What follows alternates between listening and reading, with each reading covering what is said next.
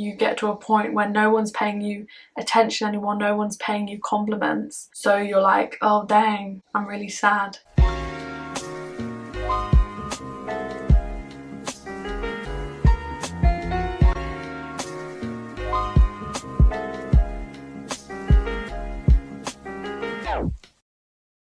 Hey guys, and welcome back to my YouTube channel. My name is Maria, and today I'm just gonna be exposing myself.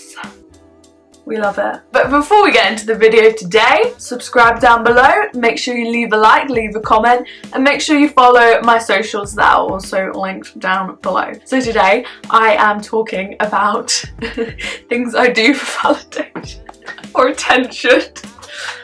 Oh, I don't think I'm ready to do this. Let's just get straight into it. I'm gonna start with some things that I think are quite personal to me. I don't think anyone else really does, like for attention / validation. So let's just jump straight in the deep end, why don't we? So first thing, and I don't really do this as much. Wow, that was a sentence. I don't really do this as much now, but basically I'm friends with people at school in my year obviously, but I also have like friends from church, and most of them are older than me because youth group is just mixed, isn't it? It's like all of you clumped together. Most of the time for their birthdays, when I said happy birthday on my story, I'd make sure to like put their age, just so like people my age would look at me and be like, oh my gosh, she's friends with older people.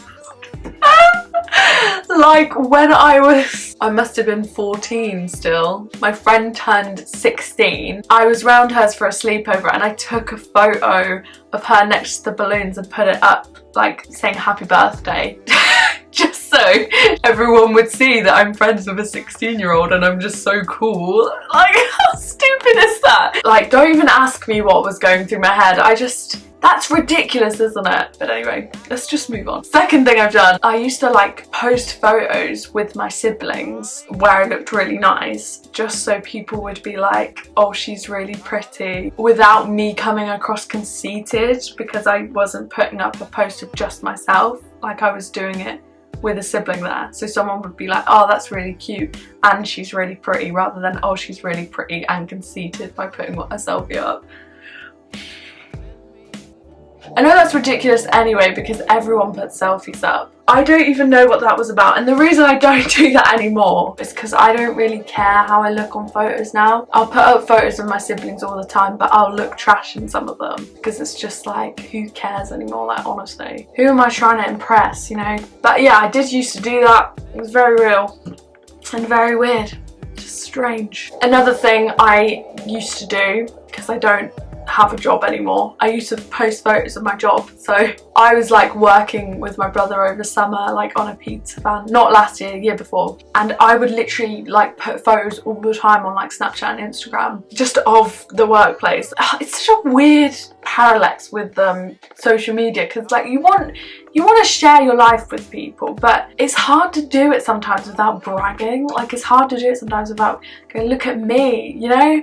And because I think I was 14, I think I was a bit like, oh, look at me, I have a job. Ugh, it's just so weird. And now we go on to the more kind of generic stuff that I think a lot of people do, but I just want to bring up because I think we need some freedom from like looking for approval in other people, man. Selfies, obviously. I think this one is the most generic of all of them because it's like everyone puts selfies up. And why do we put them up? Because we want a little boost, you know? We want people to click on our photos and be like, oh dang, so you can get that little hype, so you can feel a bit better about yourself.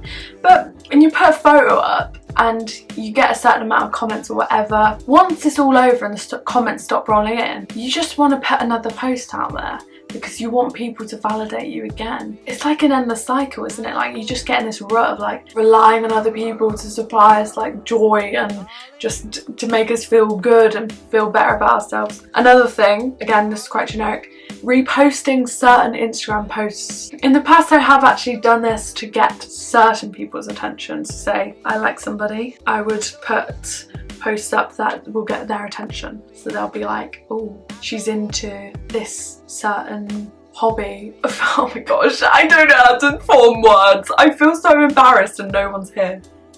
I feel like the pre-embarrassment of like putting this out there. Alternatively, not to get a certain specific person, but just putting posts up that everyone else does, so I'm not out of place. Or like, we'll refrain from posting certain things on our page because it's not the norm. Last one, and I've kind of grouped these together, so I put followed TikTok trends, listen to certain music. I put listen to certain musics, watch certain shows and stuff like that. And I want to elaborate on the last one because, man, Love Island. Was it last year? I don't think it was last year, the year before. I was really like adamant I'm not going to watch it because I was like, this show is so bad. One, it's like mostly trash. Two, it's just not really good, is it? Like, they're having sex on live TV, not really about that. But I caved because everyone at school was talking about it and I couldn't join in. And I was like, I just want to be part of this conversation. But yeah, I mean, what can you do? Can't take back now. The reason I wanted to share that list with you and actually encourage you to make your own list is because all of us will wrestle with validation. And I've talked about this before, definitely. I had a video called What's Your Foundation? And I think I had another video called Validation. So check those out. But essentially, I'm making this so maybe you can look in your own life and go, where am I trying to get validation and how can I grow from it? I do think as a teenager you're going to naturally grow out of it anyway, because I wrestled with those like 2 years ago, but now I'm kind of growing out of them because I'm really embracing who I truly am. And especially through this YouTube channel I've been enabled to do that because I can just be myself and like do whatever I want without feeling pressure to conform. All of you probably aren't YouTubers, so you probably haven't had that same journey, or you might just still be stuck in that cycle of like trying to get attention or trying to get validation. I don't mean it in a mean way, but it just stems from insecurity, doesn't it? Like, why did I want people to look at me and go, wow, she's so pretty, or wow, she has friends that are older than her, wow, she has a job? Because I was insecure in myself and I needed people to look at me and